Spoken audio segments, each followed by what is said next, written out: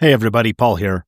I thought I'd hop in real quick and let you know I'm doing something a little bit different today. I'm airing some bonus content in the Small Press Big Ideas feed.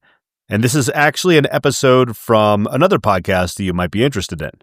If you like Small Press Big Ideas, you'll probably like the Journalism Salute. It's another interview podcast that focuses on the industry. On the Journalism Salute, Mark Simon interviews working journalists about who they are and what they do. The emphasis is on a diverse guest list. Half the guests are people of color, more than 60% are women, and there's representation from all 50 states. And if you listen, you can gain insight on what you need to know to be a successful journalist in 2025. If you want to find the Journalism Salute online, it's at pod.link/journalism salute or wherever you get your podcasts. And I'll link to that in the show notes as well. All right, that's all from me. Let's hear from Mark at the Journalism Salute. Last week, the House of Representatives and Senate both voted to revoke public media's funding for the next 2 years. This is a devastating cut. Public media is essential in many communities, particularly in rural areas. Your local NPR affiliate needs that money in order to survive. Former NPR product manager Alex Curley has created a website allowing you to access links and funding information for every public radio station, making it easy for you to donate and help. You can find it at adoptastation.org. This is also in the show notes. It's a cause I hope you'll support. That's adoptastation.org. Now on to the episode. On this episode, we're joined by Jai Smith. Jai is the founder and editor-in-chief of Lehigh Daily. Lehigh Daily is a hyper-local newsroom covering my community, Lehigh Valley part of Pennsylvania. It has a presence not just as a website, but as an Instagram account with 24,000 followers and a TikTok account with 28,000. And it's just over a year old. Hi, Jai. Hey, Mark. How you doing? Thanks so much for having me today. I'm good. Let's talk about your origin story. What first got you interested in journalism? Oh, goodness. Sure. Yeah. I'll give you the short version. So I'm getting a little older now, and I just turned 30 almost about a month ago. And I have a 2-year-old. So I'm paying more attention about what's going on around me. And so a year ago, when I founded the site in June, it was really a moment where I was consuming local news, and I wasn't necessarily unhappy with the reporting, but with maybe the product itself. And I felt that it could be modernized. Being part of, I think, am I a millennial? I think I'm a millennial. It's so hard to keep track. Being part of millennials, we do get into the social media and stuff too. So I consume a lot on social media, and I just wasn't finding anything in our area kind of going on. So I was like, you know what? I think I could do this. I think I could build a site. I'm a full-time developer by trade. So I really kind of had the pieces to be like, hey, I think I can provide something a little different that our area is lacking in a way that will be modern tech-wise, and also from a distribution perspective using social. And the culmination of those ideas and passions is really kind of what brought the whole thing together. So this is a good example of someone who didn't necessarily go to school for journalism. You didn't. That found another avenue that you're pursuing, and then just kind of this became a passion project. It sounds like in a matter of respects. Is there anything family-wise, where you're from, which is, I know, this part of Pennsylvania, heritage, that would have foreshadowed, hey, storytelling? Or is it like an entrepreneurial spirit kind of thing? Yeah, definitely the latter. No one in my family was really graduated with a degree. Now I'm thinking about it. I don't think anyone really has a degree, and not at least people, those that are older than me, maybe some of my younger cousins. But when I'm thinking about it, I don't think anyone really has a degree, and it wasn't really anything that was passed down from me through family. I've kind of had an entrepreneurial itch since I was 16 and 17 and starting to get off on my own. And so I've been building things and products and websites for a while. So it's definitely more of an entrepreneurial venture, but it's equally paired with, if not more, to help and benefit the community, because I think that it can be done better or differently in the area. So it's kind of that intermixing of the two for benefit of everyone, but also to run it as a business and show that local news can be sustainable. And we should note that the Morning Call is the local paper in this area. It is owned by Alden Global Capital, which is a firm that I think the people that are listening to probably familiar with, that owns quite a number of newspapers and has wrecked quite a number of newspapers, to be nice. I was trying to think of what makes the Lehigh Valley so interesting to cover.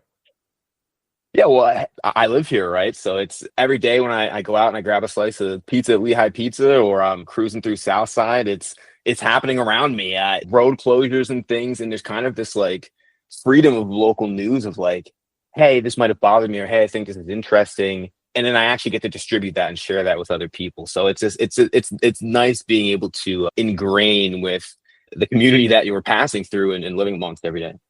So let's explain a little further what exactly this is. I mentioned it's a Yeah, website sure. along with social media. How big is your staff? How often do you publish? How many hours a week are being spent on it? Kind of give us the nuts and bolts of the operation. Yeah, absolutely. So I'd say we're a real scrappy startup right now. It is just me. I'm a solo person. I built the site. I put everything together. I'm the one man team wearing all the hats.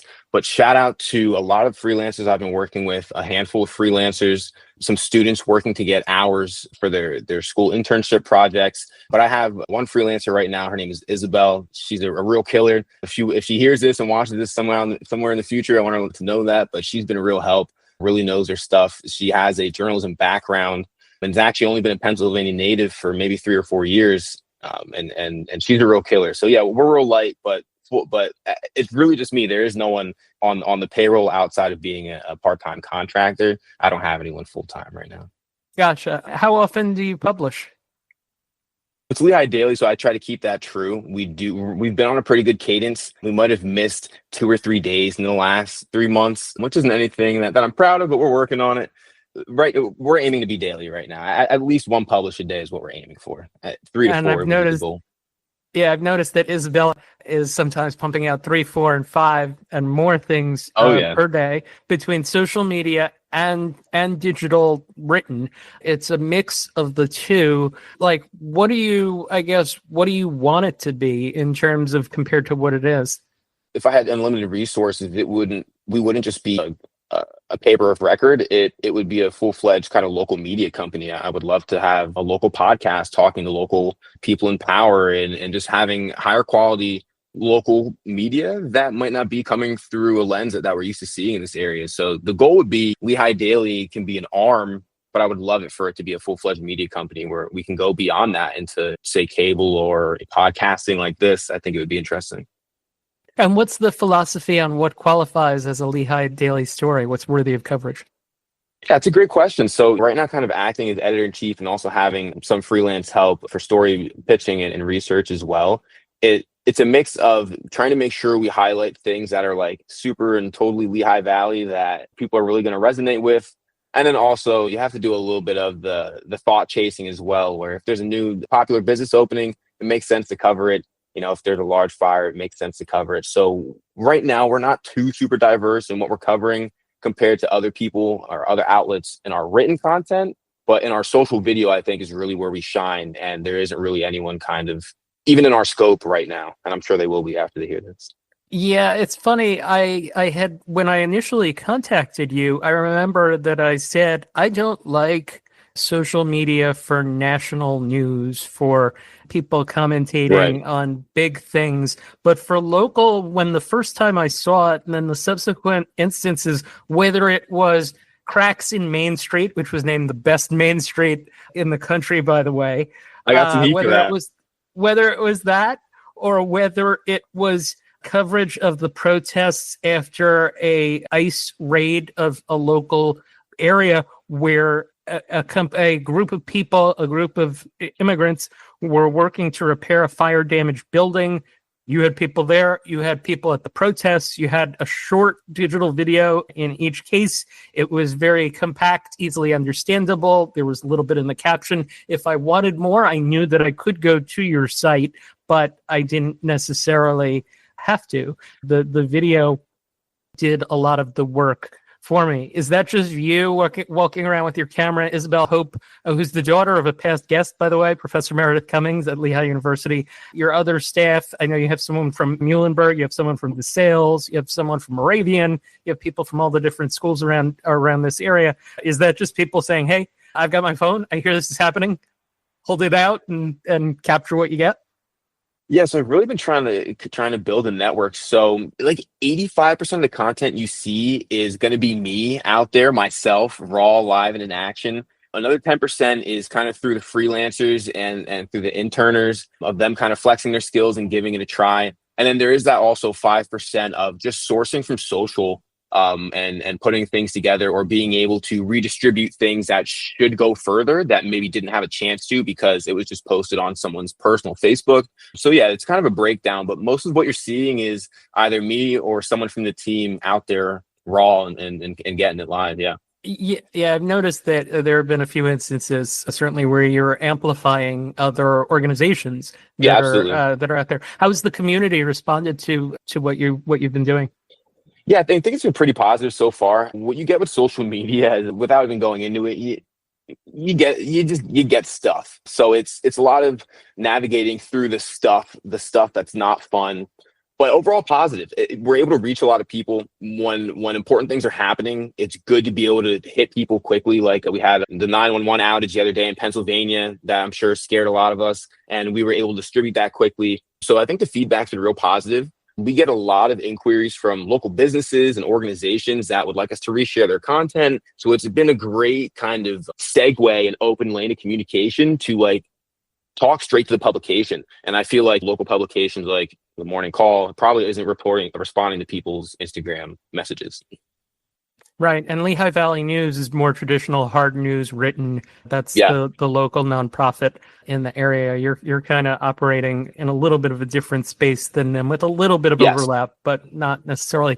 All right. So you didn't go to school to be an editor in chief, and you're getting essentially a taste of it on the run. Is there an example of a wow, I'm the editor in chief now moment where you had to make a decision about something either in real time or something that you could think about over a little bit of period that really got you kind of like, hey, this is what journalists do? It would probably take me a while to try to think of a specific thing, but what I will say to kind of generalize is, because I'm not a trained journalist, there are some things that kind of make me go, oh, wait a second, is this an ethics thing here? Like, just in your own head, you're like, something about this seems like it wouldn't be okay or make sense to publish. So I'm definitely learning the ropes and understanding like there's just certain things that make sense to do and not to do when you're trying to be a public servant. So I can't think of any specific like, oh my God moments like I'm in it, but I will say that there have been some minor ones where I'm like, okay, like let me step back and like do a Google search and bring myself together here so I have an understanding of what I'm doing. That a lot of things are designed to be quick takes. Sometimes you do have like coverage of stories. One example, a piece being that was called "Some Lehigh Valley Health Network Patients Push Back on Facility Charges." This has to do with billing of patients at a local hospital here. Isabel Hope was the writer of that story. That one struck me as interesting because it was just so different from everything else that was on the site. How do stories like this fit with what you're trying to do? Yeah, I will say she was really proud of that work. I think that's a great piece that she put together. I'm not quite sure where she got the pitch, but it definitely struck a nerve with some people on social. I was surprised at the amount of comments of people agreeing and being like, hey, I've had a similar experience. The goal would be, if every piece of our coverage could be pieces like that, it would be. Unfortunately, in the news game, you got to kind of chase where the clicks are with the cookie shop opening and stuff like that. And then that takes from your resources. So it is a fine balance, but I would love to be able to pump out 10 pieces a day of that quality and that nature. I think she really killed it on that one. And you write too, I noticed, right? Very, very infrequently. I usually stick to like the fires and things like that, because that's about the extent of what I feel comfortable with. So what does a day in the life look like for you in this gig? I don't really get up. I won't say get up at the crack of dawn and have a raw egg or anything. I get up at about 8:30. I'm ready to hit the pavement at 9. Isabel really does a lot of the reporting right now. I have a freelancer who is helping with the signing. So in the morning, say 9, 10, 11, ideas start hitting the board. And we really do kind of have a process of getting things out. We just only have one person to produce that right now, being Isabel, who's doing a great job. So I'm not really super involved. I'm mostly replying to messages and making sure things are happening and making sure that the image size is correct and maybe we're using correct SEO and adjusting a title of a post. But I'm not really doing too much writing or super oversight at all. I've really entrusted Isabel to a lot of that, and even on a part-time basis, she's super dedicated. And the goal is to be able to offer her full time. Nice. So, what is the instruction that you give to whether it's her or to the other interns on your staff with regards to Instagram and TikTok and what to do? Is it just, hey, show up and hold your camera up, or what are you trying to get? Yeah, so I am a kind of a stickler when it comes to the social video, just 'cause I really understand how to like work that algorithm from just trying it a lot of times. So I really try to make sure that I edit the videos together. So usually I have them just send raw footage and like a voiceover, and then I usually do the final cleanup of the captions and the editing, because I really feel like I have a good understanding right now, and I have to get that last say before the video publishes, because I feel like I just understand that right now. But yeah, mostly for the video, it's just like, hey, capture as much as you can, just sheer raw footage, so that I have a lot of stuff to work from. And then when it comes to the written content, I do some news hunting in the morning as well. But I've also trained Miriam, who is our freelancer, in the process of being able to find local news as it's happening. And then also Isabel is great at self pitching as well. She has a lot of unique original ideas. So it's a mix. We make do. So we've talked for 15 minutes or so without getting to this. Is the goal of this to be a business, or is it a nonprofit? What exactly is the long term for this? So without a doubt, the goal is to keep it a business. I want to benefit the community. That is first and foremost. I've been exploring things like a B Corp or a benefit corporation that some kind of companies explore, where you're a for-profit business, but you need to be accredited and you have to meet certain standards to say that you are for the better good. But the goal is to help the community and highlight people that don't really get a chance to be highlighted. And then also just help continue holding the torch of local news in general, as some of our other publications begin to fall to the wayside, and somebody has to do it. So I've almost given myself this conviction that I didn't necessarily knew I had at first, to be like, wait, I feel like I need to do this for my community, and I feel almost indebted to them. So that's fast. So this is fascinating, because you're someone who came at this, as we said in the very beginning, you came at this completely from an outsider. There's so many insider people, and you're getting exposure to a lot of those people now. I saw there was a video on YouTube. Lenfest News had you as one of the speakers, along with a couple of other people that were prominent journalistic people. What do you think of the industry as a whole? Yeah, so I honestly, it was really welcoming meeting a lot of these people, especially the recent summits of this year. It seems like there's a lot of thought work happening in like, hey, these insider, quote unquote, outsider people aren't necessarily outsiders in this, kind of like you mentioned, this idea of, hey, everyone can be a journalist is kind of really seeming to open up. And even these organizations themselves are, not that they weren't embracing it before, but are really like, hey, like we need to embrace this. And they are very welcoming to the idea of the short form social media content. And I feel like they were able to learn a lot and gain some insights from the stats and figures I was able to share with them. And in terms of specific organizations, I know Tiny News Collective would be one that I think that you're connected with. Yeah, so shout out to Tiny News Collective. They are a really great group. I got involved with them just maybe a month or two after I founded the website. And it's because of them that I was even able to get involved with these things. And I'll just give you a quick story of how I got involved. Because of the social and the TikTok growth, even in the first couple months, they had highlighted Lehigh Daily in one of their monthly like rocket newsletters of highlights within the organization. And Nina Satsdev from Media Impact Funders had read that. I was not familiar with her at the time.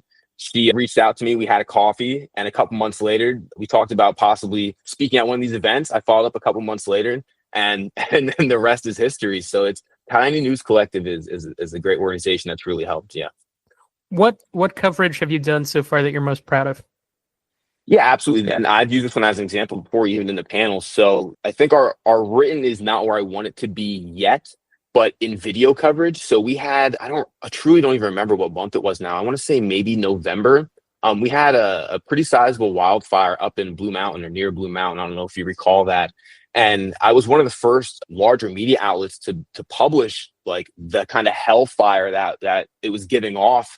And it received a lot of views. So the next day I was like, how can I actually help people instead of just getting the spectacle? How can we help? So I actually went up to the base of the fire and spoke with the fire captain, and he asked some questions and he gave us updates about if you're safe or if you're not safe, if you need to evacuate at this time, where the fire is, what they're doing, how many people are on site. And I was able to get that video and the follow-up together. Those got about 700,000 views, if I remember. And the comments is what I was really proud of, is because people were commenting and saying, I didn't even know this was happening. I didn't see this on WFMZ news on TV. I didn't see this anywhere. How do I live 10 minutes from this? And I didn't know that I might be in danger. I'm finding out on TikTok.